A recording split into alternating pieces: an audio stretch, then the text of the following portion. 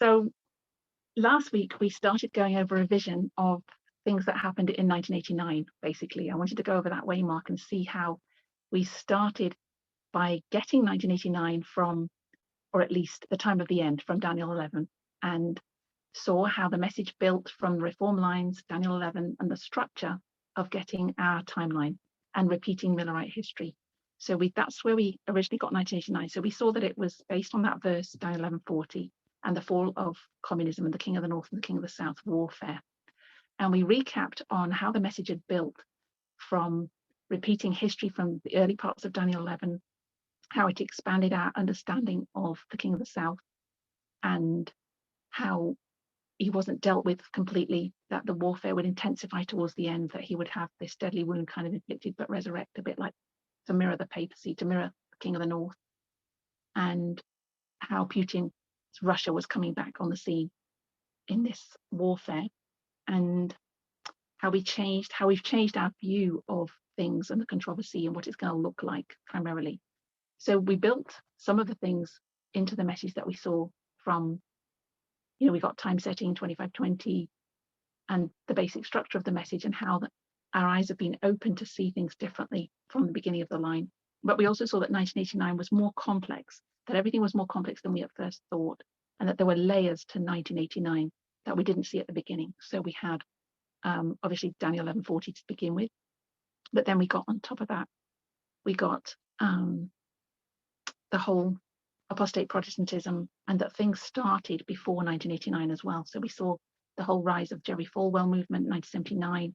We saw that Afghanistan was there before 1989, that there were things happening in the darkness to prepare for the light, and that even in the light, we've still got darkness that is being scattered by this light. So we saw essentially that progression, and that God is unfolding in this process, and unlearning as well as unlearning again. So I don't know what else we covered. We did touch Islam, we touched 9/11. Anything else anyone wants to remember? I don't know, Natalie, if you want to add anything. I can't think of anything. Okay, so we talked about scattering and gathering as well, and how we got time setting from the 2520 and the scatterings and gatherings, and how he's going to gather his people from 1989 based on the 126 that started in 1863 when they rejected 2520. And so that marked the year for us as 1989, because we had some controversy over whether it's 1989 or 1991, because it's a time period where communism falls and it doesn't really get dismantled to 91, but we marked 1989 because of the 126. And so we saw that dispensationalism. We saw that it was all about, it wasn't a hot war, that it was going to be about spheres of influence and money and power, that Russia and America are trying to control these other countries through proxy wars and information war primarily. So we saw also that 1989 started whereas the internet started, and this information war took off. And then we traced that line with Elder Tess of the rise of the two streams of information as well. So we saw there was more to 1989 than just communism falling. We realized that USSR was dismantled, but that Russia still was in existence.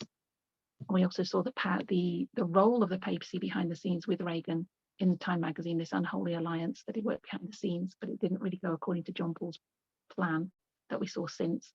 That the whole Europe didn't become Catholicized like we thought it would in preparation for the Sunday law that we were expecting, but it became more worldly, and it was a line of failure really. So I think those are the key things. That the warfare isn't looking like we thought it would. We thought there might be a hot war. We thought there'd be fighting, but we learned that it's going to be information wars, proxy wars, and the King of the South's role in it. We also saw that the Pyrrhus battles opened up this progression of warfare. We talked a bit about Acts 27 and Pyrrhus,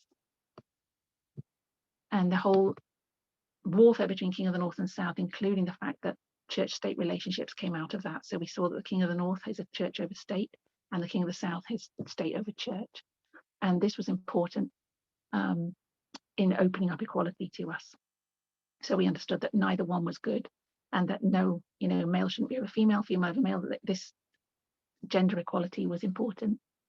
And then in May 2020, we got the Apis Bull, and this opened up more about how as Adventists we've got the wrong idea. Conservative Adventists, we've got this wrong idea of what Sunday law is going to look like and what the whole controversy looks like, just like the Israelites had a wrong idea of what to expect when Christ came, and that there's more to it than we thought. We also mentioned last week about priests and Levites and Nethinims, how we got the three groups that came out of 2014 light. So 2014 opened up kind of midnight cry light on Ezra 7:9 and Sunday law for the priests and what that looks like. And obviously this morning we saw more from Elder Tess about all the political things that happened in that year that we're supposed to see now. And essentially, I'll go back to that in a minute, but we got Panium also on the line, Raphael and Panium, from the early part of Daniel 11, repeating history. So the battles from the early part, we saw that Panium and Raphael would be repeated in our history. Raphael and Panium in that order, sorry. And that these three groups will be tested along the line, that we'd have two groups for the church, the priests and Levites, and one group in the world, the Nethinims. And as that line has unfolded, we've recognized that the Levites and the Nethinims are getting plowed by the world, that we're not having that much contact with them like we thought we would, but they're getting more influenced by outside sources, and that God is doing that work. We also learned about lines of success and lines of failure. So we saw that in World War I and World War II, they were kind of lines of failure for the papacy, that they didn't succeed in their mission. And we saw in our reform lines that the lines of failure of Adventism at the beginning of our history, and that the line of success that we have as our model is the line of Christ. So I was going to look at that a little bit, at the line of Christ, how we see those groups in the line of, I guess we call it John the Beloved now, the 144,000 line, how we see those steps in that line as well that parallel ours, but perhaps we won't do that right now. That sounds good. Okay, we'll do that in a minute then. We'll just go over that just to see that progression, because some of the things we might be able to pull out. But so we saw that the line of 144,000, but there's three other lines, the Levites, the priests, and the Nethinims. Obviously, we learned this morning those lines are now kind of coming to an end, because we're getting into the 144,000 line. We're getting to the end of the line, which is exciting but scary at the same time. So with the light of that came before 1989, we also saw that we had these three civil rights issues. So we had civil rights in 1964, then we had the rise of feminism, or gender rights, and then we had LGBTQ rights with Stonewall. So we saw that God was kind of preparing the way there with those in the world for those subjects to become relevant to us. And as Elder Tess pointed out this morning, we had slavery and race in the Millerite history primarily, even though gender was there with the rising up of Ellen White. But in our time, we see that gender is the key issue and that's what our Sunday law is going to be about, is connected to gender. And it's not going to be this Sabbath Sunday question that we thought it was, based on previous history, based on Great Controversy, based on 1888.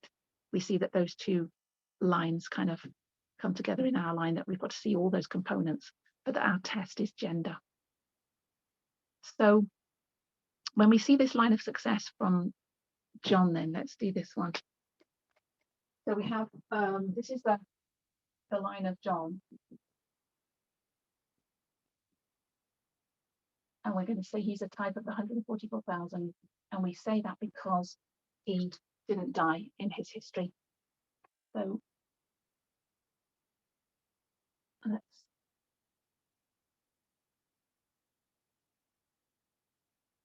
So if we do the line of John, where does it start? If you help me, let's revise. Where does it start? It's the line of Christ, but it's extended beyond Christ's time, because it's the line of John the Beloved. So, Emma, I don't understand the 144K you have in brackets. Okay, so this is in our time.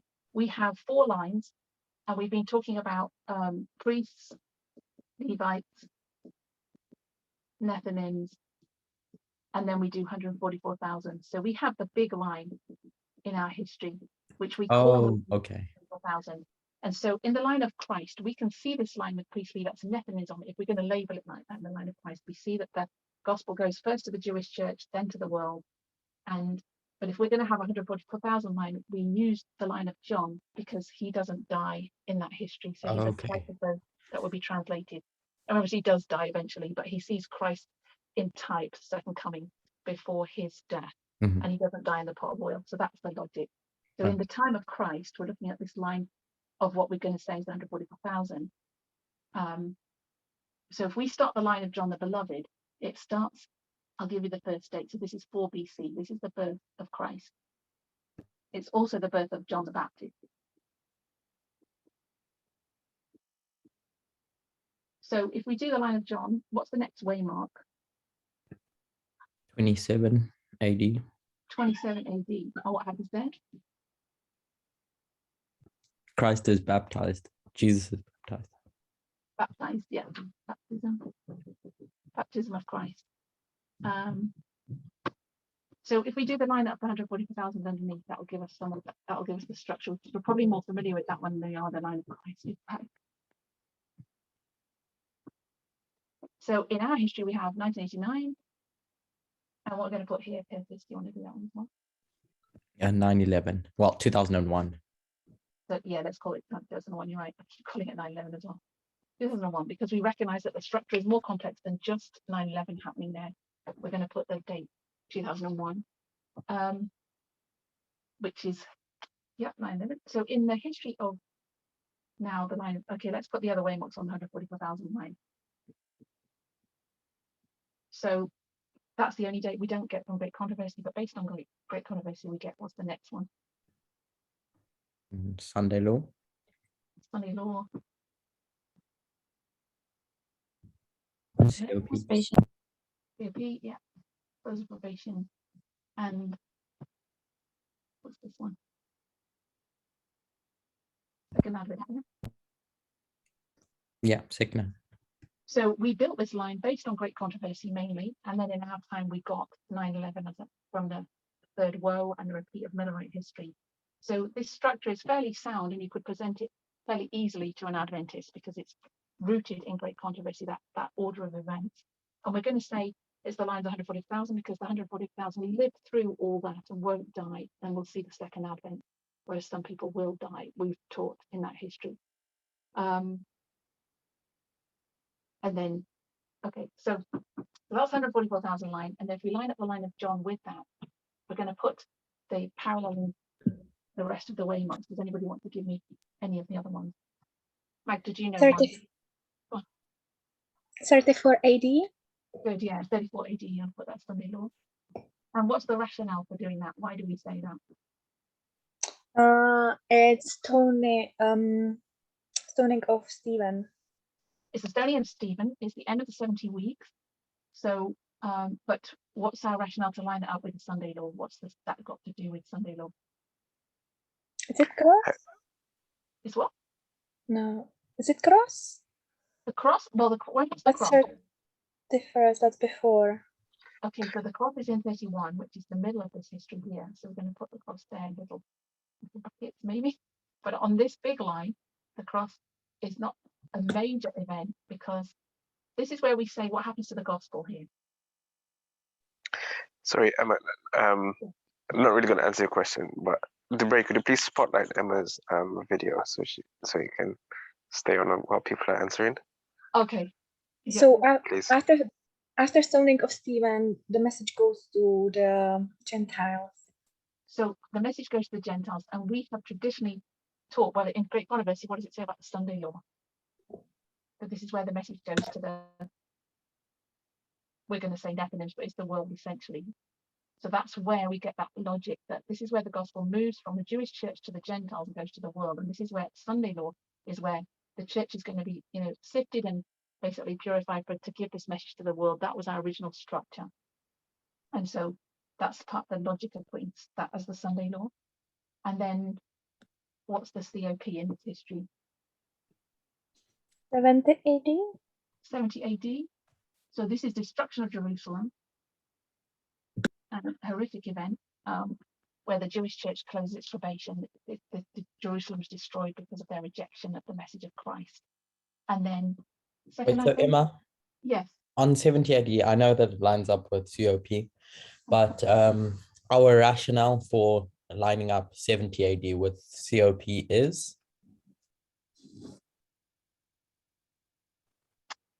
The rationale is, I think, that it's progressive to this work of destruction. So you could actually put So we've done it this way as well. We've said that they closed their probation at the cross. You know, we used to do a shut door. We also said they closed it before the cross at when he declares the woes on the Pharisees. So that's the last week of the week of Christ, the second temple cleansing, basically, when he leaves that temple and he says, your house is left unto you desolate. So we see that it's almost closed there, but he also says when the temple's rent, you know, this whole thing is not my father's house. He's already said it's not his father's house even before the cross. But we also know that he, at the cross itself, they close their, is progressive, this work of closing their probation. And then we could mark it as 70, because 70 weeks are determined upon my people, for the gospel to go from the Jews to the Gentiles, that they, you could say more accurately, they've closed it there because of the prophecy of Daniel 9. So you've got Daniel 9 in here. But the actual destruction, where we could mark, I guess, in our history, where the plagues start, you know, when the door is shut and the plagues start, happens in 70 AD. So I think that was the light. I don't know if anyone else has got anything they want to add on that, but the fact that this is a progressive closing of their probation here, which finally culminates here in their destruction at the POP, when they fully shut the door, the city of Jerusalem. There was also, because it's line of John, there was also like, I'm not sure if that's right. That the decree, there was with the oil. Yeah. Yeah. It was. So I don't know, he's put in a pot of oil, so they try to kill him and he survives it and he gets exiled to Patmos. I think probably the logic was more that we had a quote to say that when Jesus comes to John on Patmos, I'm going to put it in there anyway, now 100 AD. So this is when the book of Revelation is written. Well, when he gets the book of Revelation, and it's written, yeah, Revelation. And she describes that as the second advent, as him coming the second time to John on the Isle of Patmos. She parallels that to the second advent. So that's why we said John sees a second advent here when Christ comes to him. So we marked that fairly solidly on the line with the spread prophecy quote. And then I think we were looking for this in here, and this was I don't know if that's not the only way we did it, but that was the key event that happened in that history to close the probation of the church, I think we could say, of the Jewish church, their judgment, as it were. And we mark close of probation as judgment.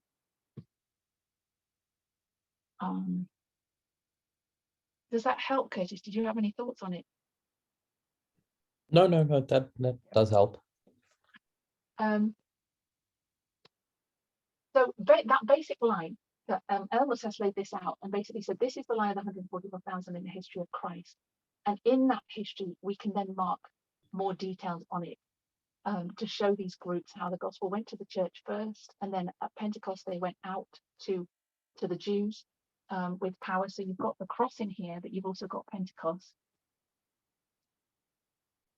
and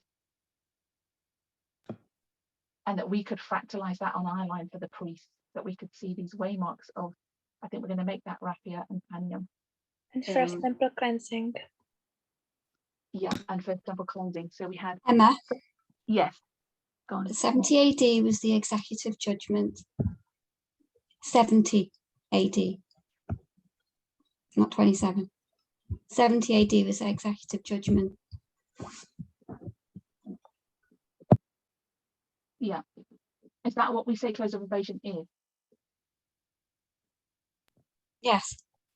So that's because they actually execute the judgment there, where they actually get, you know, the Romans come and people get actually killed, whereas up to that point you haven't had anything.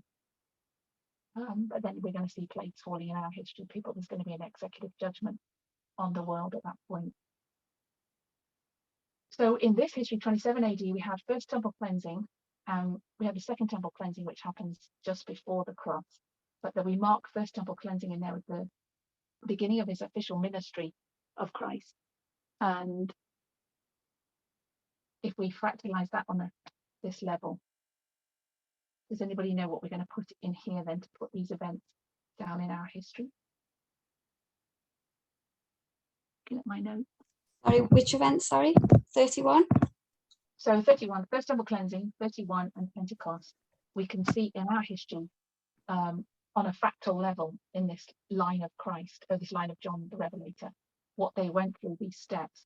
we're going to see this in that history, we're going to see the two groups and the world represented like we do in our history. So there's this physical going to the Gentiles here, and before that we see that the first temple cleansing, where the disciples are kind of called out to follow Christ in this history. And It's 2014, wasn't it? No time. it is 2014. Do you know why we put that there? Not me. The cross is First, in 2014. It's basically to do with the priest, isn't it? It's a Sunday law page. Let me think.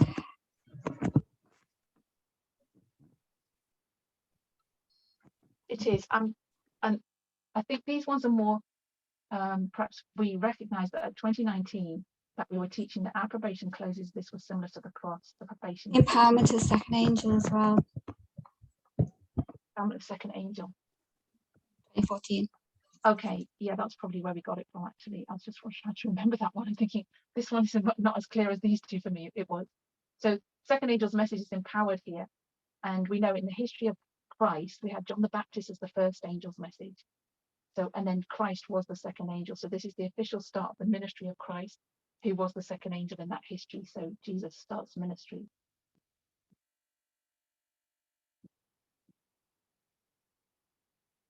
And then in 31, the cross, we have the close of probation, or a shut door in that history for the disciples got shaken, because we compared that to October 22nd, and we originally had that as the shut door on all three lines. And then we lined up Panium. So this was Raphia.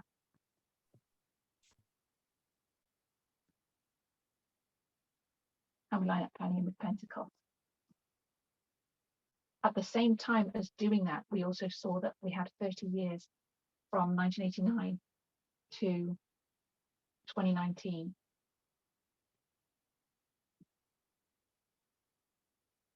And I think that was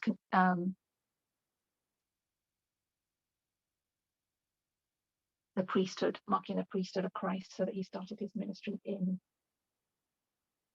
so that we were officially getting ready to start our ministry, I think.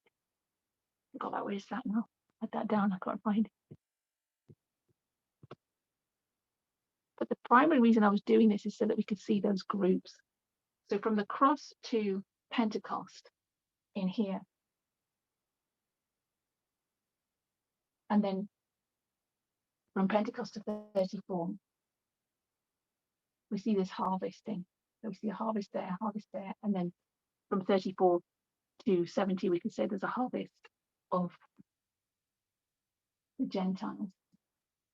So we have these three harvests here, and then the harvest of John as being the 144,000. So we saw the four dispensations in that line. Same for us. For harvests.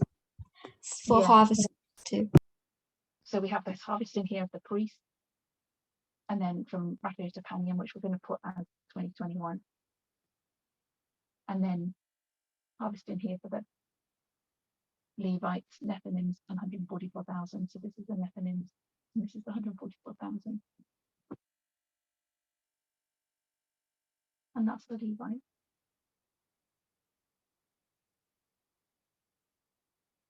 And I still think we don't really have, I don't know if anyone's got any ideas about what that's going to look like, because we know now that the Sunday law is this process is much more complicated than just being one law going to be passed in history. As we see this process here of the Jews going to the church. So this was the harvest of the disciples, and in that harvest we see Judas fall off just before it, and then they're taken to Pentecost. They're given that power then to go to the rest of the church here. So at Pentecost they go to the Jewish church, and 3,000 in one day, and then it's progressively people are coming in, but persecution's also ramping up. So then they're scattered abroad, and then it goes to the Gentiles here at the stoning of Stephen when more persecution comes, because Paul is persecuting up to this, and then after it we see more persecution. And we placed Judas at 2019, and then on our line. Yeah, so Judas is falling. So there was a shaking here and a falling away, which was lead up to the harvest of the priests. And in this harvest of the priests, when we think about the term harvest and reaping people, there's people falling off in here, which is kind of symbolized by Judas falling off there. We still think we still know that people can fall off all the way along, but people are also coming in this history. Obviously, loads of people came in. What that's going to look like, we're not exactly sure. We know it won't look like it did in their history, like nothing seems to look like it did back then. If we look about individual disciples, they get the power on Pentecost, they go out as a group and they get these 3,000 come in on the day of Pentecost itself. And when you think about the scattered nature of the church, of the movement, where we're all in different countries and different locations, maybe it's individuals working with individuals. We don't know how that's going to pan out yet, whether there's a message we're going to be. We know this morning, this is the message, I think Elder Tess was saying that from 2014, all those waymarks in 2014 are things that we have to share now from 1989 to 2014. So this part of the line, I'm just going to get rid of that for a second. This is information that needs to be shared with the Levites. So we've got all this information, and this was confirming the event. And now we have to see the content from 2014 up to 2021. So this is content.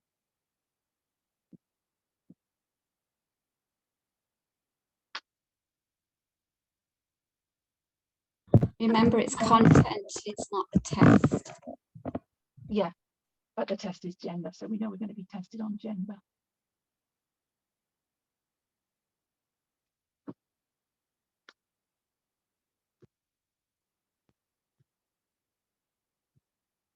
And we can also see this structure in the Millerite history, which I was going to lay with it as well. Although in the Millerite history, we don't have the two groups so obviously. So on our big line, what we do is we line up 1850 with this as the fugitive slave law. But we know there was, as with everything, we know there's more to it than just 1850 there. The slave law is more complicated than we think, because it involved the whole purchasing of land, the economic side of the election side as well, of what was going on with the government there, is more than just the fugitive slave law.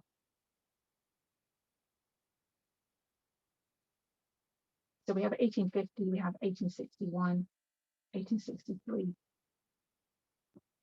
and back here we have 1840 and 1798. But when you fractalize that, this 1850 becomes significant to the priest because it's also 1850 shows us the content, doesn't it? yeah, but there's a lot more going on there than we thought. And I think on a fractal level, we can put July in here.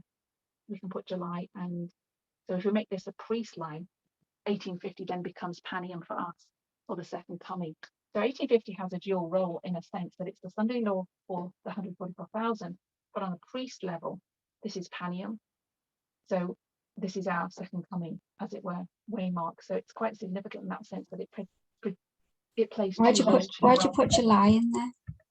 I think if you're going to do a priest line, so let's do the priest. The priest line would be, and that's not lining up with the one above here. It would be 1798, 1840. So just like, so if we did it here, we know the priest is this one, and this one. So in here, it's going to be 1844. It's going to be July 44. And Pentecost will be Panium will be 1850 in this line, because there's not those two groups in there. So this is 1850 for the priest. So that's their Panium. I don't know if that makes sense. That might be too complicated for people. But what's that? Yeah, makes sense. Okay, so I don't know if anyone has the questions about that. So on the priest level, is 1850 finishes their line with the second coming, but now on 144,000 level, 1850 becomes the Sunday law. So it's both our Panium and that Sunday law. But in our history, we know Panium is this prelude to the Sunday law. It's the formalization of the message in here. And it's the differences because of these two groups. In the Millerite history, we don't have the two groups, we just have the one, and then go from the church to the world. But don't worry about it too much. I think 1850 is just a significant waymark for us to see more in, perhaps because they have the charts here, fugitive slave law, so they have light come here. But what we've learned this morning, let me get rid of that. is that we really need to understand 2014 and its significance as an event and accepting it, and then that all the things that have come out of 2014. But the key to all that, or at least a huge issue, is that gender is the test. Even though there are racism, nationalism, and the two things that Elder Tess said is that democracy or democracies are falling. So we needed to see the political history, and that's what we went back and looked at in 1850 with the Millerites. We looked back at the elections and the Henry Clay and what was happening there with the compromise, and how it was more complex than just them passing a slave law overnight. It was connected to southern states and northern states and who owned what and governing those, and the businesses involved and the money involved in those things on top of the slavery. So that slavery was their key issue. And in our history, we see these democracies falling all around the world. So this morning she mentioned India as a foremost democracy that's falling at the moment. And gender being the issues that we see, sexism. And because we've It's seen what the King of the South is afraid of as well. He's afraid of democracy. Yeah. He has been very long. Any dictatorship, I suppose, would be afraid of democracy. And we've seen, I think it's been traced in the media forum, how America now is going is on the road to being a dictatorship, is already a dictatorship by a lot of the signs it's been showing are paralleling what happens in countries that become dictatorships. And it's well on the way. So we've got to see these democracies falling around the world, and connected with that is this issue of gender and sexism, because human rights are violated when dictators get in and democracies fall. People's rights are taken away and their voices are silenced, and part of that is the free press being targeted, so that the press is not free anymore, and that connects to streams of information. But that also leads to all this gender, to sexism and violence towards women, and the rights of women being, and LGBTQ people, so the rights of a lot of people being eroded, minority groups, but especially sexism in our history.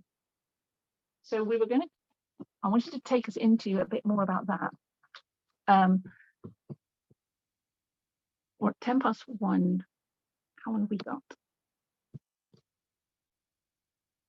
Until 10 to 2. 10 to 2 total.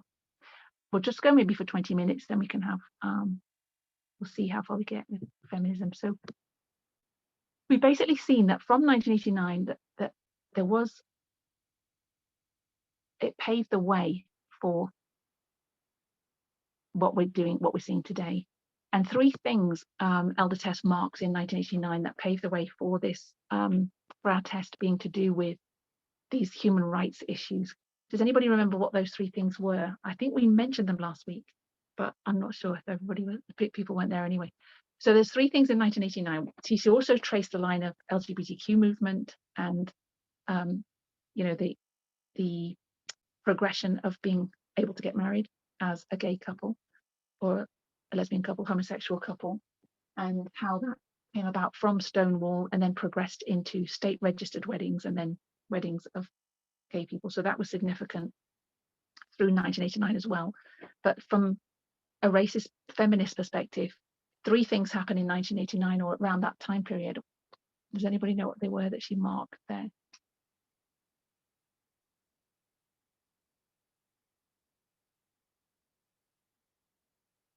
Okay, well, the first one was intersectionalism. So she says that this was a term that was coined, I think, in that time period, describing how there's multiple layers of discrimination. So we're going to put, let's put it here. So the first one was intersectionalism. And that sounds quite a complicated word, but when you come to an intersection, in the States, they call it an intersection. When you come to a road that joins another road, we might say a crossroads, that the lines cross here, that there is more than one line of discrimination. So if you're a Black and you're a woman, then this is intersectionalism, means that you're going to be prejudiced against on a Black level as well as a woman level. And then on top of that, if you put that you're poor, there's three reasons to be discriminated against. And so this is what intersectionalism is.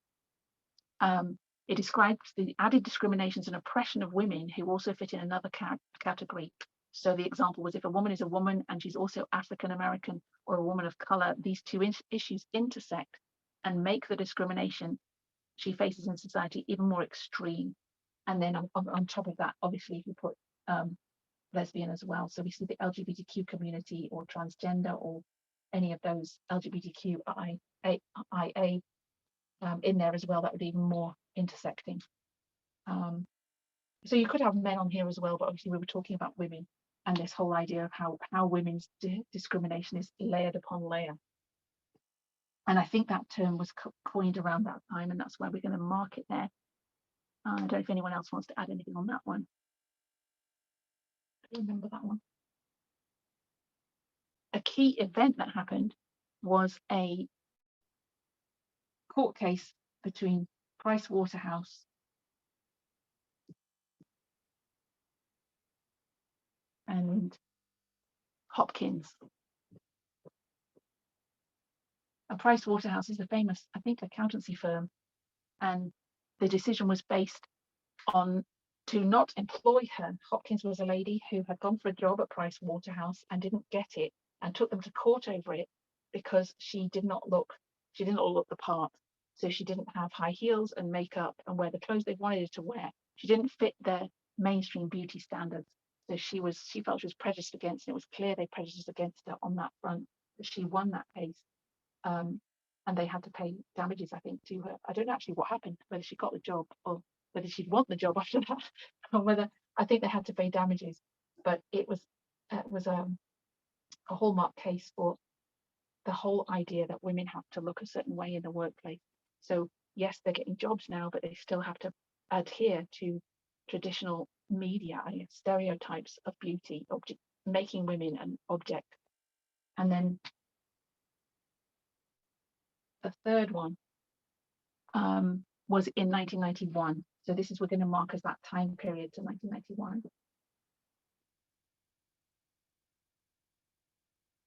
And we saw Anita Hill, and she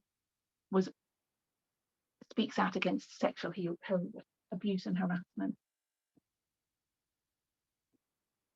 So she, as far as I remember, is a Black lady that takes Clarence Thomas, I think it's Clarence Thomas, the Supreme Court. He's going to be put on the Supreme Court, and she takes him to court over the fact that he sexually abused her. But the case she loses, I think, is dismissed because she's a woman of color, and they make out, even though not because she's a woman, because she is a woman of color, but because he's colored, they make it a race issue. So this is about racism, but primarily it's about sexism and abuse, sexual abuse, and how sexual abuse is. Isn't that funny that the alpha is still doing that, because today people are still trying to bring in the racism issue, and actually it's about sexism. And that's how it. Yeah. So they basically said that she was racist doing that to him because he was Black, and it was pulling him down, and he got the position, and this got dismissed, this sexual abuse case. So she lost it then. But these issues are going on at this time period to alert us to the fact these are becoming issues in our history that we should have seen, that we can look back and see those in 1989 time period happening there in America. So yeah, and they made it out to be a race issue.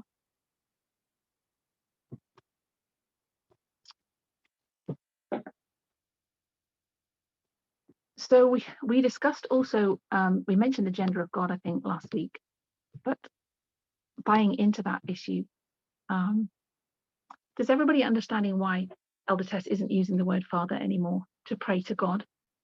I think most of us probably got understanding of that. Does anybody have any comments on that one?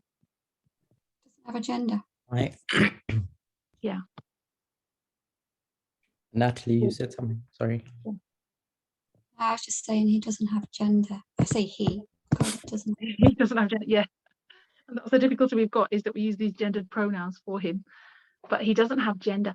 And I think the reason why it's important to change what we say about God is because it's rooted in this gender discussion, this whole role of the man in society and the whole role of the father. So when we say father, it roots it in our brains that he's a man, that he's a father, and that's his dominant characteristic. And what we associate with father and man is patriarchalism, patriarchal society. So the man is the dominant, strong one who protects the family, and all those quotes from Ellen White about the house band and the whole load of information attached to someone being the father.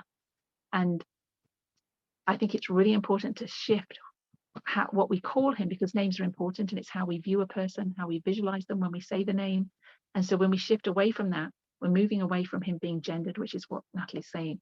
He's not a man, he's not an apis bull god that we have pictured him to be, which goes along with that. And it helps in our brains. I think this is how Elder Tess described it anyway. She's trying to transform the way we see God, and to do that, she's thinking that we should change how we address him, which I totally agree with. So she did say that I'm not here to tell people what they need to say or how they need to refer to God, but if they've noticed me making deliberate efforts to not use male terms, this is accurate. What I'm trying to get is into your subconscious.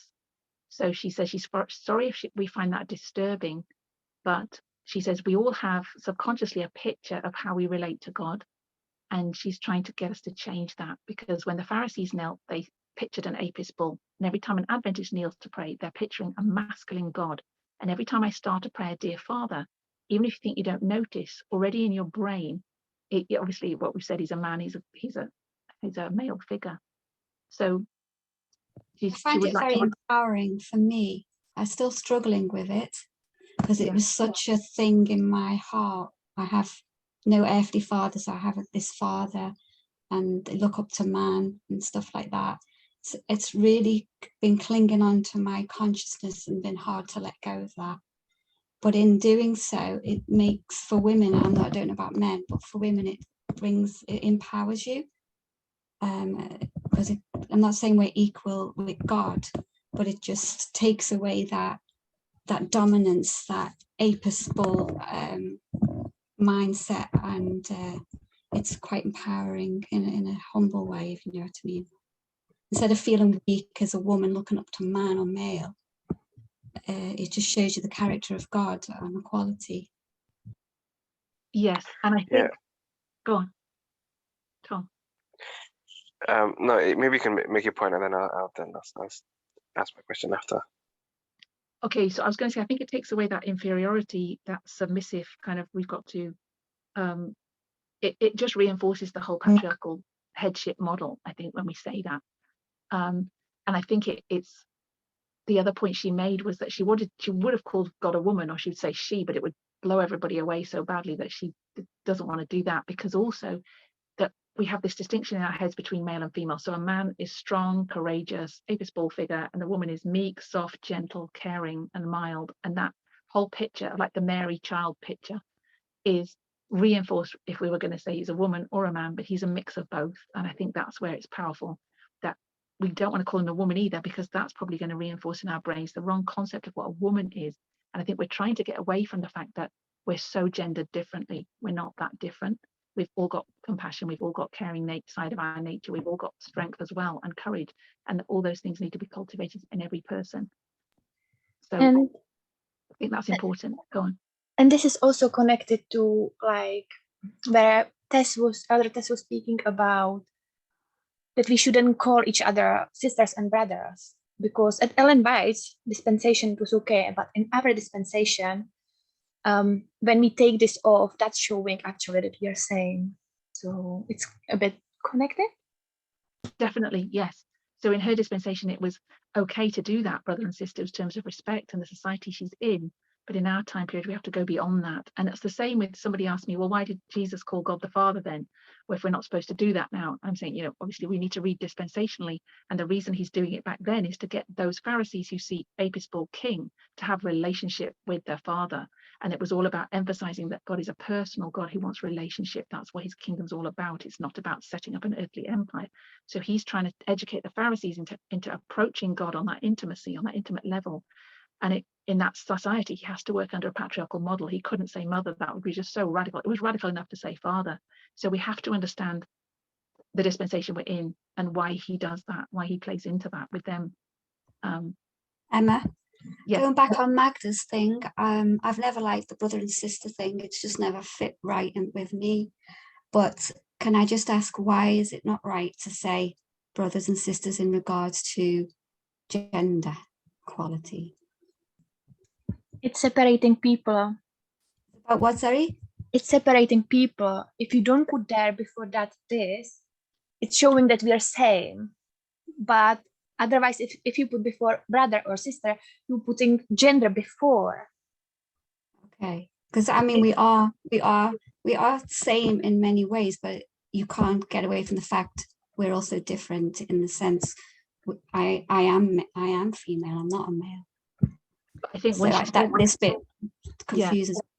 when she originally did that, to me, it's the same as father. It's calling God father. He is male and female in that sense. If we're going to relate to him on a certain level, he's got all the qualities that we would see in a man and a woman, that we would associate with that. And I think when Elder Tess first said it, she said it's because it reinforces the fact they're male or female. It reinforces binary gender. And one thing is, not everybody is male or female in that sense of being so binary, but it reinforces the difference as opposed to the unity, and it reinforces the wrong concepts we have of what a man and a woman is. And I think that's what Magda's trying to say. You know, it reinforces the fact that this is a man and this is a woman, and men have these characteristics and women have these. And so it straight away, before you even know anything about them, you know that they're male or female, puts them in a box. And Which is we're not trying true. we're trying to get away from that. Yes, and we're learning now that it's not that straightforward. We need to look at in what we are saying. We're sometimes looking a lot on the differences, but we need to, in this dispensation, look at in what we are saying. And I think Elder Parminder, he was a bit talking about this when he was talking about where he was showing that God showing through his creation, and he's teaching us about giving and receiving, who is a giver and who is a receiver. So with direct giving and with giving through the creation. And I think people were struggling there with how we are different, but he was like, this is parable and this is a lot about how we are same. If that makes sense. Yeah, definitely. Yes. So just Tom, what about the Tom question? Oh, sorry. yeah, yeah. I get the whole thing about gendering God, or trying not to gender him using the term father. I think my only question, going back to what Natalie was even saying, is that aside from the gender, I think it also the reason why the father was introduced was that it's almost like parental responsibility. You know, the reason why that term was introduced was just to illustrate or to remind people when they're praying that, you know, God is your father, and just like an earthly father will take care of you, he would take care of you. So it's more or less like his parental role over you. So I don't know how we can maintain that kind of parental. I don't know. I know is there like a gender neutral term we can use when praying to remind you that he is, or that God is your parent? Does that make sense? You know, when you say dear father, you're like, okay, I'm the way I'm speaking to God and asking him for things and telling him about things is, I know the care he's going to have for me is how an earthly parent would have care for me, you know. And that's why one of the relationships that we have to teach us about God is the parent and child, and I think it's the one where when you're praying and you're asking for things and you're doing all that stuff, it's quite like a child and parent. So is there a way of is there something we can substitute that for, if that makes sense? Does my question make sense? I think so. Yes. It So does for I me. mean, without using father, without using a gendered pronoun, is that the right word? A gendered whatever. Is there a way we can address him as parent still? Because I think that's quite important. I think I do sometimes, you know, I do without thinking. I still say, you know, Father in heaven, and I'm not really thinking about the gender. I'm thinking about more like my parent, if that makes sense. Like, you know, I'm coming to ask, the way I'm asking God is the way I'd ask, you know, my parent. Does that make sense? What if So he is there isn't? is there a way What if he is there a way we isn't? can do that What if he's not our without? parent, Tom? Go on, Natalie. Sorry. He's not our parent, Tom. Message gets to Tom. Question. What if we shouldn't look at God as our parent? That's because I agree with you. That's been my whole problem of getting the father out my mind. But what if we're not to look at him as our parent anymore? Why would we do that or not do that? He's a mighty God. He's the creator of the universe and creator of everything and everyone on it. And he looks out for us. But maybe we need to dissect what parent, how that has to be a parent role. Some blockage in my brain there, and I feel what you're saying, but I need to get rid of that parent thing, and that's because that's why I keep looking at him as a father or as a male.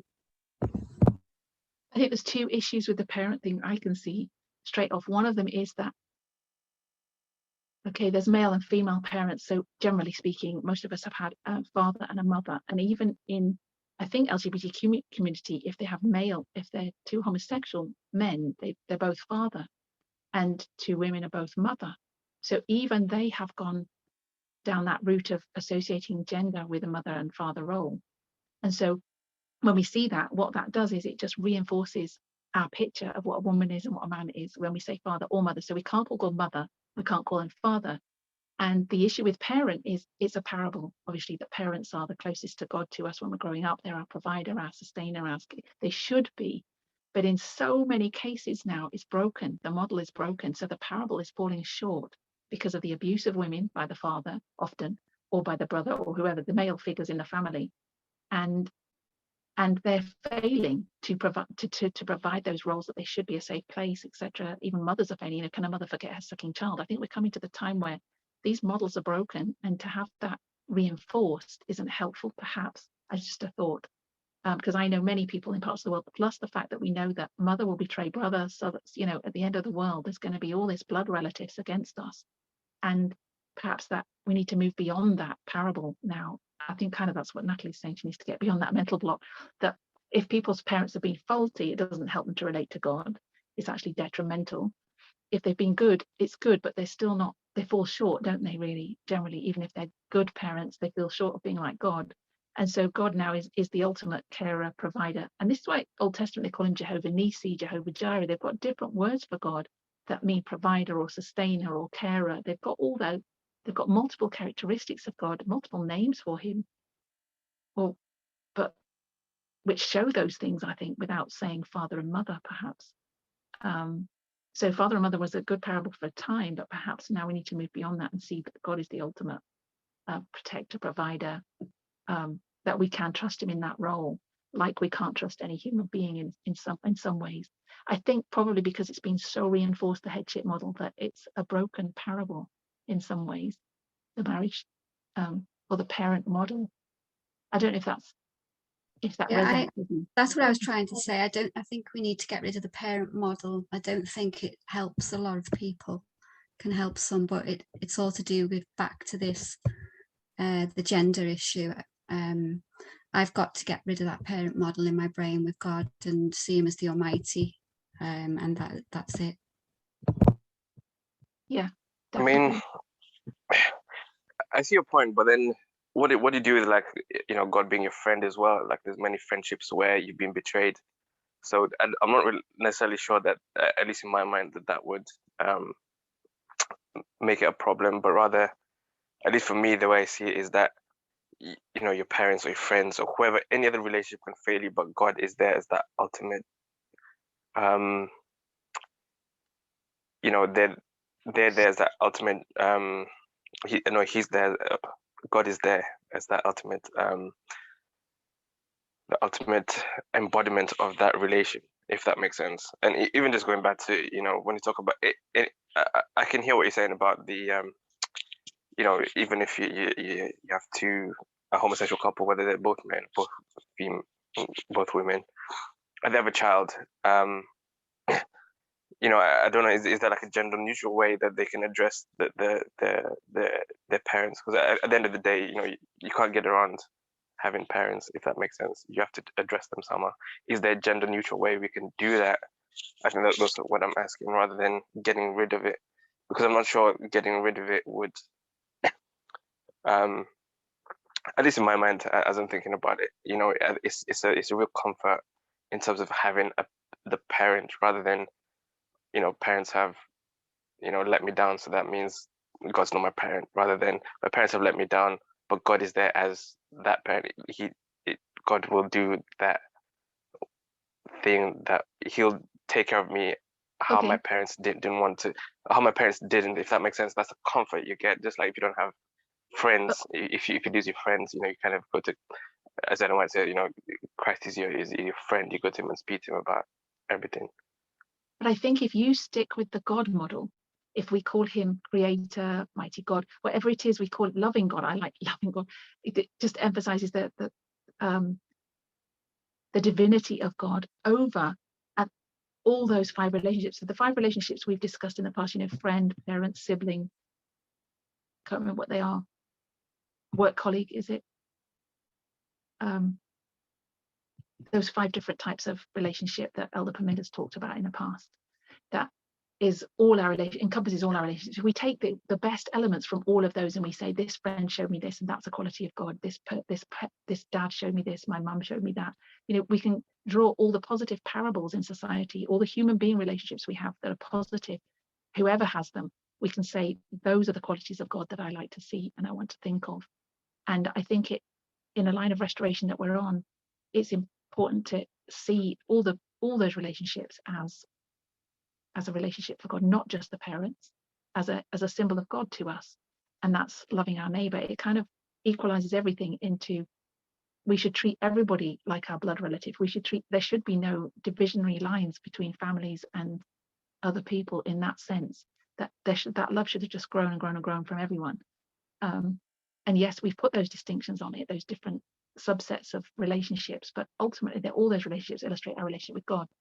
And so I think the primary reason I want to move away from it is because at the root of radical feminism, or the difference, if we're going to start talking about the 3, I know we're running out of time, or we've run out of time, that the 3 types of feminism that we're trying to now distinguish are radical, cultural, and liberal feminism. And what we see with cultural and liberal is that they try and fit the feminism into the culture in a more liberal way. So they're saying, we'll just accept this, the women will take on these soft, comforting roles, and they'll get some jobs in the workplace, and yes, they'll have an opportunity to have education, but they'll still take that role. And cultural, I think that's cultural, but then liberal, so the difference, but I had this, go back to liberal and the difference, but the difference with radical is that they're trying to not just fit into society and change things as we go by passing certain laws and doing certain things. They're trying to uproot the whole basis of society. They're trying to totally, radically deconstruct and remake society. So what that means is, at the root of that model is patriarchy. And so if you're a radical feminist, you see that patriarchy is the enemy, basically, and that's what makes you a radical feminist. So if I just read it, says early radical feminism arising within second wave feminism in the 1960s typically viewed patriarchy as a transhistorical phenomenon. And transhistorical means transcending historical boundaries. It's eternally, it occurs throughout all human history. So it transcends history. It's above history. So it's in every history you see patriarchy prior to or deeper than other sources of oppression, not only the oldest and most universal form of domination, but the primary form and the model for all others. So the root of the problem is patriarchy. That's what they see. And when you look up the definition, and this is where we get our headship model from, it's biblical, the whole of biblical society is patriarchal because it's that's the way it's been handed down. But patriarchy, if we go into, sorry, I know somebody's been writing in the chat, was that Alison? Some people would not love God, would not love him because they say he's male, especially feminists. Yeah, lots of people we put up with that. We should be looking at humans as beings, and God is the ultimate being, not all these friends, brother, mother, father. At the end of the day, when we come to heaven, we'll just be beings. We won't be father, mother, brother. That's where we're aiming to be at the end of this line. And that, yes, it actually doesn't help some people because it's limiting to their model. If they've had a damage, if they're an orphan, if they've had a damaging relationship, etc. I mean, we've gone down there. I don't know if Alison, what's been written in the chat, because I can't see the chat. I did see it flashes up on my screen, but it's not so easy for me to see now because I'm using the phone. So if you want to verbalize, Alison, what you were saying, because I just saw your name come up. Me, I don't want to cause dissension in the conversation. I've struggled with this for a long time. I do hear the arguments about why we do not call him the Father. I just find personally, I'm not speaking as a whole for everybody, obviously, it's just for my own account. Privately, when I'm in prayer with God, it's Father, because he still is my creator, and it's the only comfort I have with him on this level. One-to-one, when I have to pray as a whole for a group, when somebody says, can you pray for us, Alison? So okay, it's holy God in the most respectful manner, and I look at him as non-patriarchal in that sense. But for me, one-on-one in prayer, in private closet prayer, I still regard him as my Father, because that's my time with him where it's the most genuine, it's personal, it's loving, it's peaceful. And I don't have that, and I don't regard it as a patriarchal system where he is the Godhead. Well, he is, but the Father, I mean, I still call him his Father, if that makes any sense to you. For me, it's comfort, and I don't want to change that just because of where we're at. So I'm hearing you say, okay, if I just repeat back to you what you said, I'm calling him Father because he's my creator. So I'm going to challenge you and say, why aren't you calling him your creator then? Why don't you say, dear holy creator? That's not, for me, that's not, I mean, it is, but it's not as endearing as Father. And okay. I'm more of a sentimental kind of person. I'm very sentimental. So now you're moving into endearing. At first, you actually said he's the closest, most intimate. And I'm saying, I think your husband is more intimate than your father. And so, oh, sorry, I know there's another discussion going on. Please don't talk in the background because I can't follow it. So, and it distracts people having to read it. So if we just focus on this point, it is, I've lost the train of thought. Yeah, you said it's the most intimate. Then I would argue the husband is your most intimate, not your father. Even if you had a good relationship with your father, the most intimate relationship is with your husband. And then you're going to tell me you don't want to call him husband because for whatever reason, maybe we could say, well, that's intimate, but it's also you're closest to yourself and you can have conflict there. So there's all that issue there. The second self, the husband being the second self. But all the arguments you're using, I think if you listen back to what you're saying, you want some intimacy, you want some connection, you want some closeness there. And you're saying that all comes from calling him Father. And I'm going to disagree with you fundamentally that you're actually damaging your own model doing that. You're actually reinforcing this patriarchal model by calling it Father, I feel. And it takes time to change it. And I'm doing the same in my intimate prayers. I just sometimes lapse into the middle of it saying, oh, Father, please do this. And it just rolls off the tongue. And then you realize, wait a minute, I don't want to call you that anymore. And you're saying you don't want to change it. And I'm saying you do want to change it because you don't agree with the patriarchal system. I'm saying when you say Father, you are reinforcing the patriarchal system. And I think that's damaging. It's been on my mind. Yeah, I totally hear what you're saying, Emma, and I get that.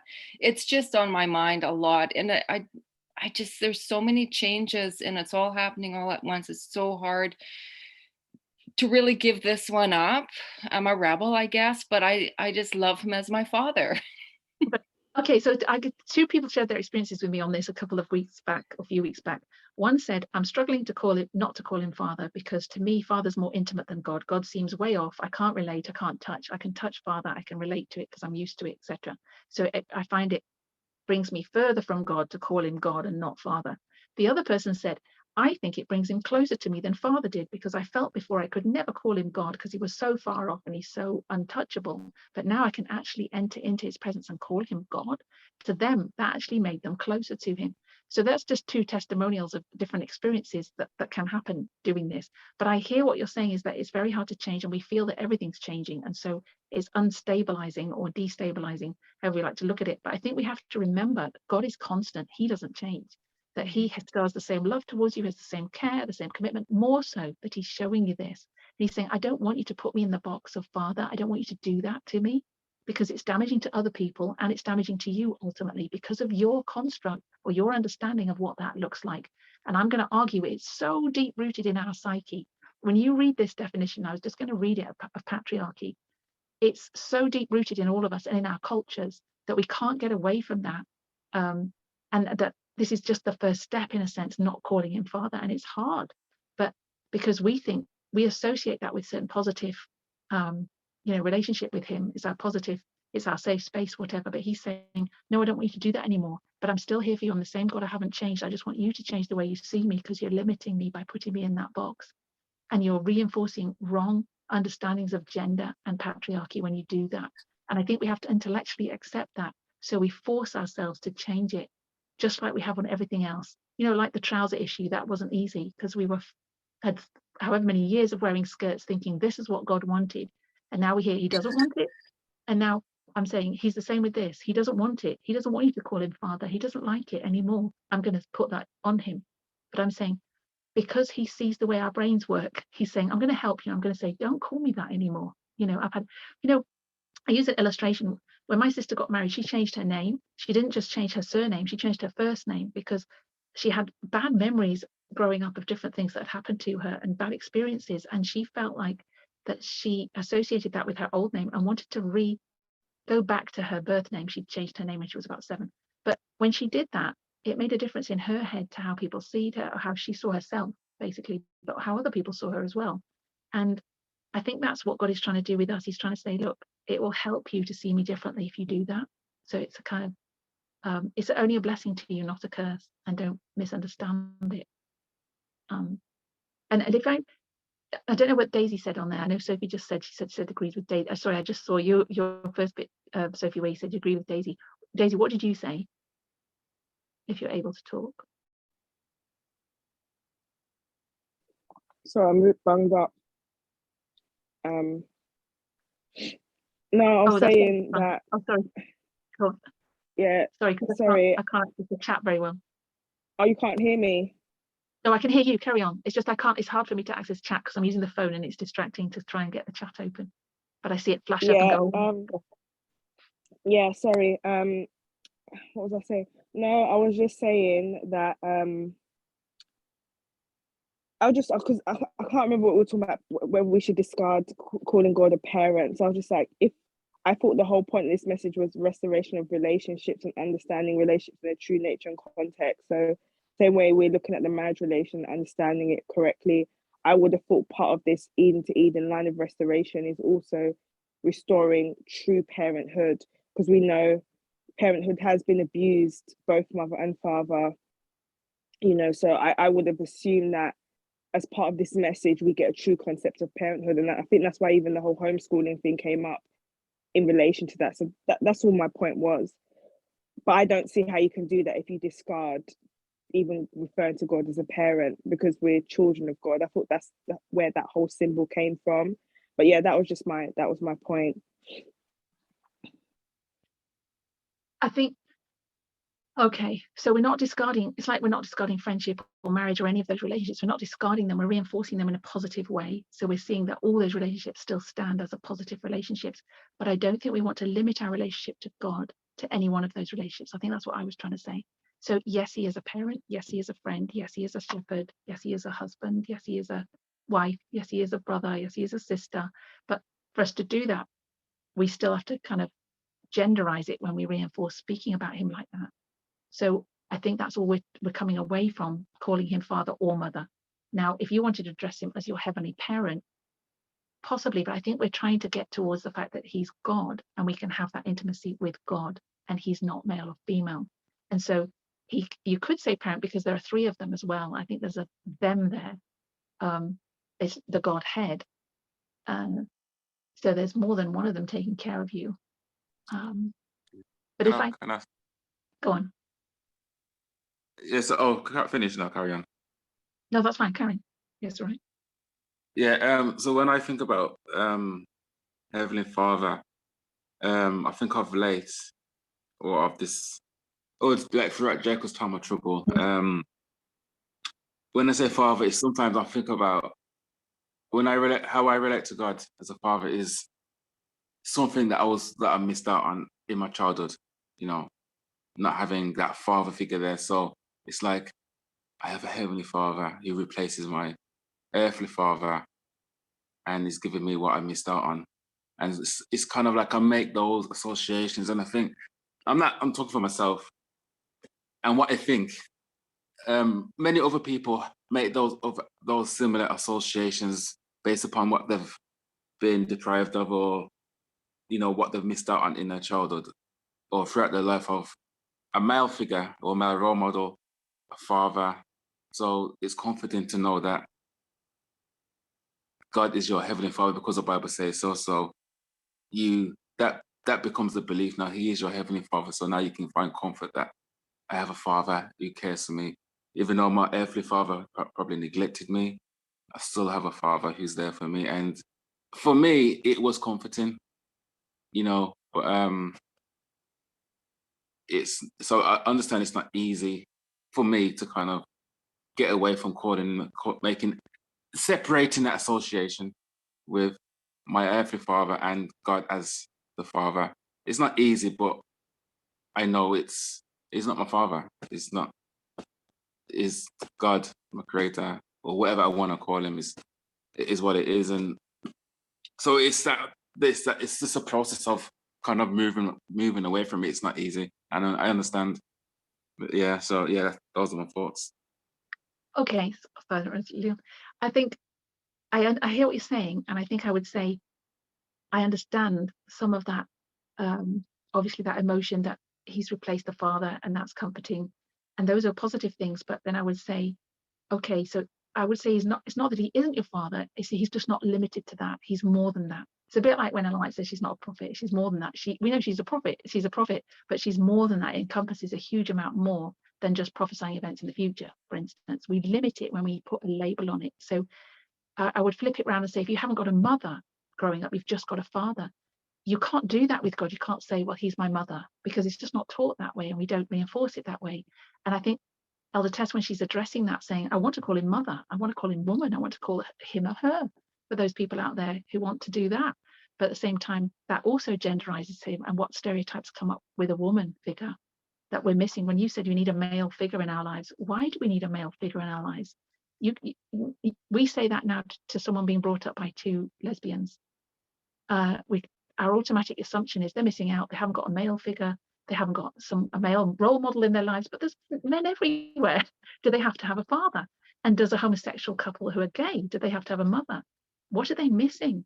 When we do that labeling, because see some comments coming up about labeling, and I think those labels are dangerous because we've boxed it and we've limited God on it, and we've limited him to being a man, and that's why I'm running far from calling him father, because it limits him to being a man.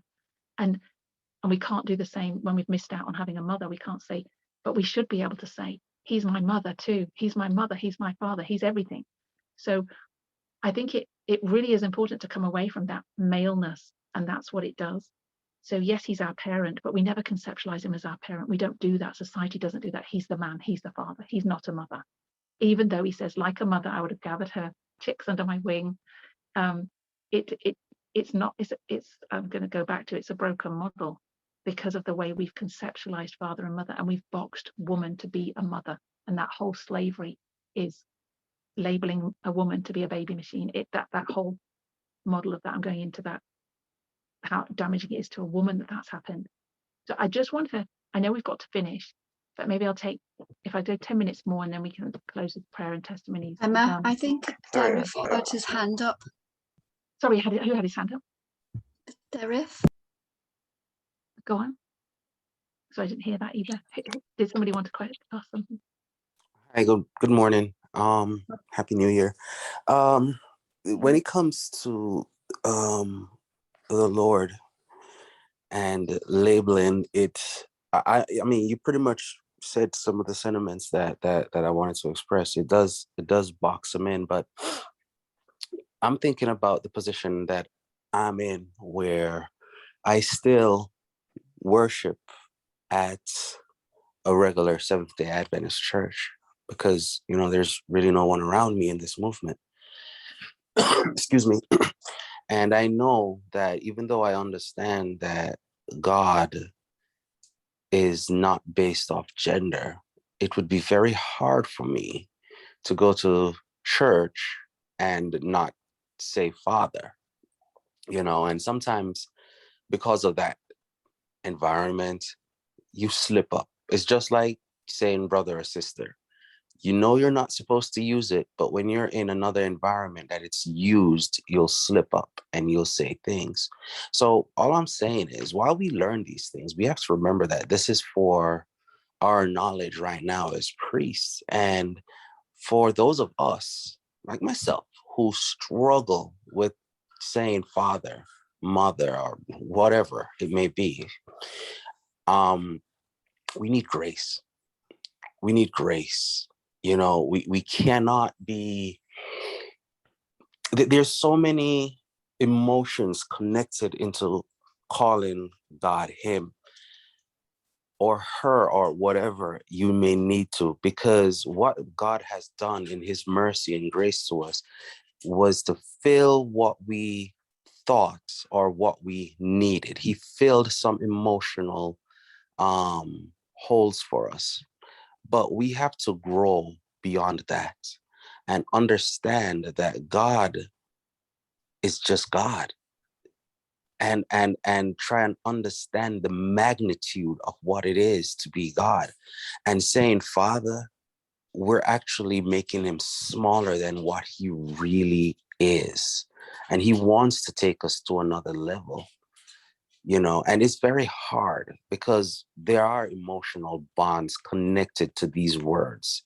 But we have to learn to let go of these emotional bonds and try to figure out and see exactly where it is that God wants to take us. However, we still need grace, because these bonds are not easily broken and you will slip up. And if God gives us grace, then we should be able to give each other grace. I disagree about the grace. I agree with Elder Tess, and she says we don't need grace, we need a straight message. And maybe that's what the Levites in your church need. They need the truth about the equality of God. I understand it's hard to let go of these things because I struggled with it myself. But we need a straight message, and that's what we've been given by Elder Tess. You can't go into a church and give a straight message, because if you think about where we're coming from, we didn't get a straight message. We were on a very long road, and I guarantee, because of my message. Because of Okay, my experiences in the before we church, fall out of it, if you go in and you just go at it, you shut so many people out. I think there's a way However, that it can be done.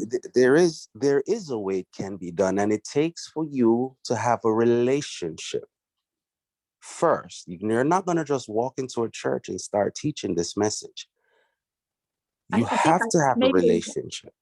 Yeah, definitely. And obviously you're doing that if you're going week by week. You're with these people to share the truth, and also to have, obviously you're saying you've got nowhere else to go and there's no one there. I think maybe the misunderstanding came, I don't know if you said that obviously when you go in a church like that, you can't not call him Father. And I think I would disagree with that part of it. I think you can go in there and pray to the Lord. I think you can pray to God, the Creator God. I think you can pray you can call him something other than Father. And most people wouldn't pick that up, because people do call him other than the Father. And if they did pick it up, it'd be an opportunity to talk about it. So I don't know if that we just picked that up wrong from you, but I understand what you're saying on the other level, that we all need grace to change, in a sense, that we're going to slip up by, we're going to make mistakes. But I think beyond that, I also hear what Natalie's saying, is that it's about an intellectual assent that this is not a good idea to do this anymore, and we're going to stop it today. This is not something that we're going to just keep doing. And it's okay if we don't do it straight away, or we mess up on it. And I don't think that's what you were saying, but I think that's where she's coming from, that this is so radically important. We need to give a straight testimony about who God is, and we need to give a straight testimony on the message. Obviously, the way we do that, we can talk about another time, but the principle of changing the name, I don't think we need to wait another day to do that. And I think we shouldn't wait to do that, because it affects the whole way we see God and how other people see him. And it's an opening, an opportunity for them if you start to pray with that without calling him Father. I think that's a good opportunity. Just the thought came to mind when Chav was speaking of Elder Tess reinforcing in us how we take the message to Levites and Nethinims, that when we go to them, we don't just start saying, all right, gays and lesbians are okay in God's eyes, we can't do that. God laid us a lovely step-by-step progression of how we get to that point. And in that sense, I think that's how you would be delicate. It still is a straight testimony, but it's a calculated one. It's one that's guided you step by step to get to that conclusion, because I think that, as Chav was putting it, if you go in right at the end with that conclusion, a lot of people will shut you out. Amen.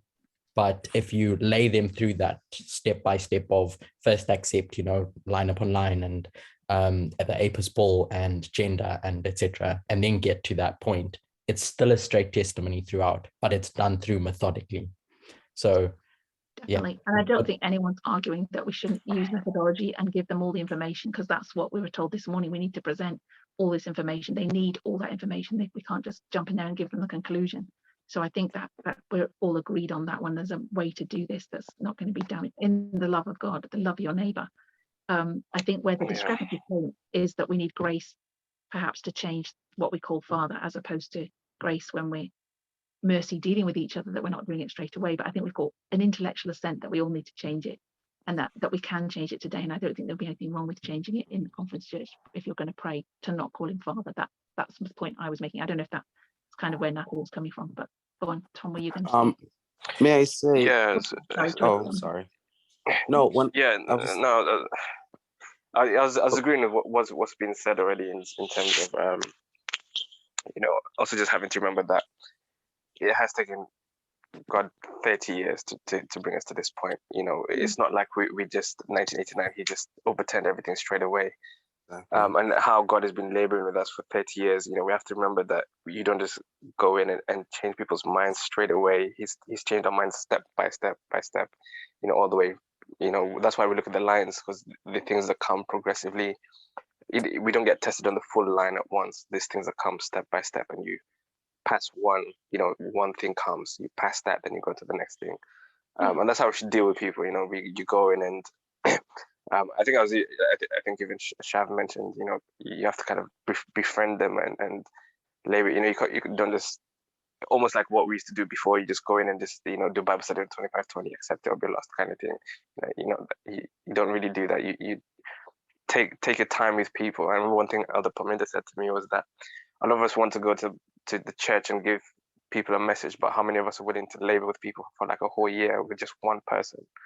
And I know the people who I've helped come into the message. I spent a long time with them, and I just go and kind of visit them, and it took a long time to get there. So I completely and I agree. Also had a question. Just as you were speaking, Emma, I agree with the fact that you can go into the church and just you don't have to use Father, because we all use different names anyway. It's not like that's the only way to address God. But you said the Lord, and I just wondering about the word Lord. Isn't that also a gendered phrase, as in Lord is a male figurehead, because the other part of that is lady. So if does that make sense? Yeah, for me, I don't want to call him Lord because of being British. Lord and lady is definitely a gendered term. I don't know with Elder Tess. I know she calls him Lord. I don't want to go down. I think being Australian, perhaps there's a different concept to the word Lord. But still, for me, it doesn't work. Yeah. So I don't do that. I don't call him Lord, but I think you can call him Holy God. I think you can call him Loving God, Mighty Creator. There's lots of things we can call him which are not so gendered, or at least in my mind. And I think that's the way to go. I want to have that conversation with Elder Tess about Lord, because for me that is still very gendered, but it's still not the same as a father figure patriarchal society. And I think it's one step away from father. Perhaps not. It's not far enough for me, I don't feel, but I think also you've got to understand where Elder Tess is coming from, that this is a gradual, she's leading a flock of people, and the reason why she might do something is different from ours, and we need to take that and run with it. So yes, and Curtis is just making the point, I'm God, my pronouns are they and them, and I was going to say them and they as well. Yeah, Elohim was a plural word for God in Genesis chapter 1, and we all know that it's plural. I just want to close it up. I know we could talk about how to reach Levites as well. That's a whole new discussion, because what that's going to look like. We do know we're supposed to share the whole message with them, and I think it's probably more on a one-to-one, like you're saying. It's not going to be going into the churches and preaching and making a big noise, or having a Pentecostal kind of day where 3,000 get baptized. I think it's going to be the one-on-one audience, where we are individually more that model, but obviously we don't know exactly how that's going to pan out. But I wanted to finish by reading this definition of patriarchy and seeing how I think the fundamental difference between the radical feminist model, is that we're seeking to overthrow the social constructs and the foundation of society. We're not just saying women can have a few more jobs here and there and not be mothers, or choose to be single, or whatever other kind of liberal cultural feminists are saying, or that women have to be a certain way, caring and compassionate, and the mother figure, what we traditionally say is the mother figure, as opposed to strong and dominant. I think one of the points that Elder Tess made is, when you can see God as a female general, you've arrived, kind of thing.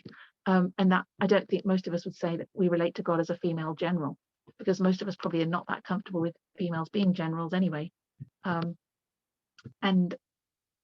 so I think that just confronts our view of everything, challenges us, and it challenged.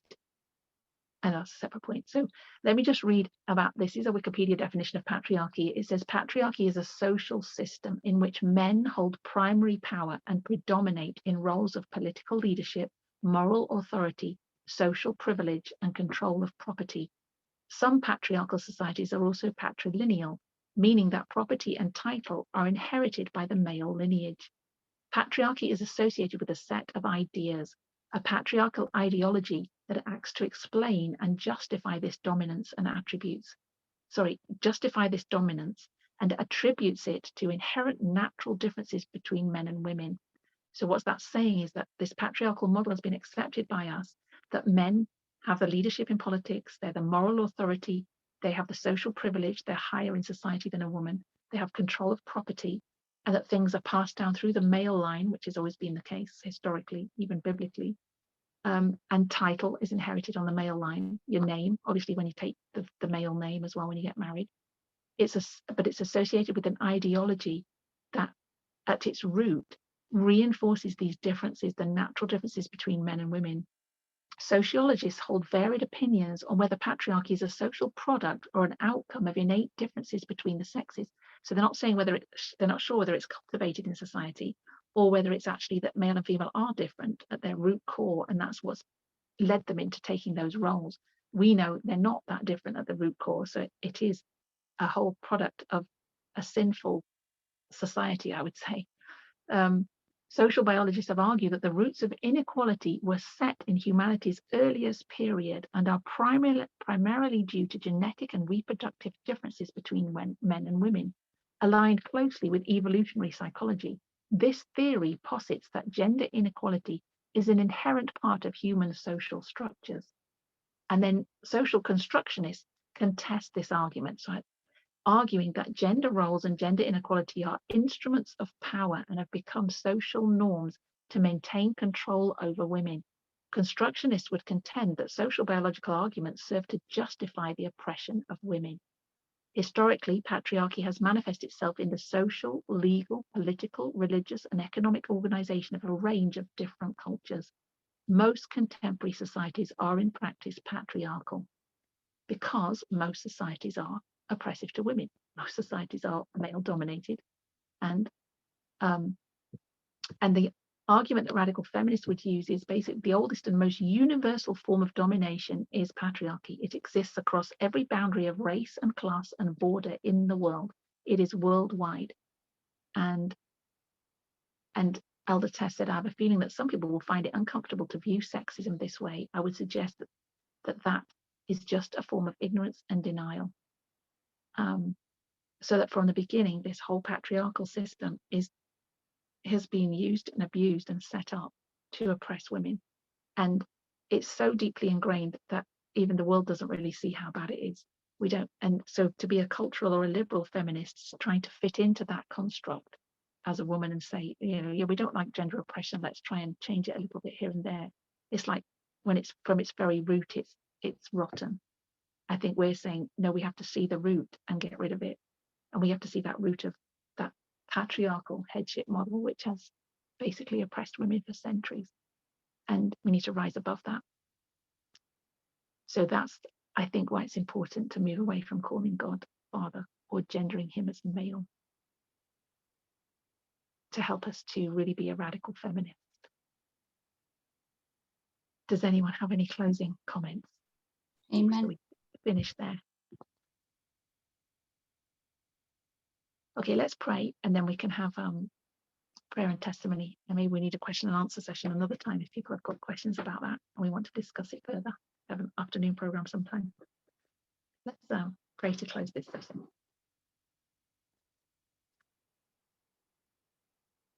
Dear loving God, we thank you that you are our God, our creator, our sustainer, our provider, our protector, our everything, that you love us more than we can ever imagine, and that you can pour that love into our hearts for one another. Thank you that we can love our neighbor as you love us. Please help us as we navigate this time period, as we seek to change habits and behaviors that we've had for many years, that you would give us that grace and strength we need to choose the right in every circumstance and to really see the issues of inequality that we're faced with. I thank you for all my brothers and sisters here and their contributions and their desire to follow you. As we enter this year, we pray for your direction, your leading hand to guide us at every step, not just as a movement, but also individually, how we are to fulfill the role that you have given us at this time with those around us. We've talked about Levites, and we do have a burden for our brothers and sisters in Adventism. We ask that you would give us wisdom to know how to reach them. Some of them are our blood relatives. Some of them have been friends for years. Some of them are now enemies. We pray that you would give us wisdom to know how to reach them, who to share with, and who to explain these things to, that they would really understand and join us. We would pray for a burden for souls, and we ask that you would continue to guide us, not just with Levites, but Nephilims in the future as well. We thank you for this message that is so liberating and is setting us free from all our wrong ideas, our inequality. Please continue to direct our steps and unite us in this common view that we have of the world at the moment and of where we're heading and what's happening. Help us to be a united movement and going forward from strength to strength. We thank you now and we praise you in the precious name of Jesus. Amen.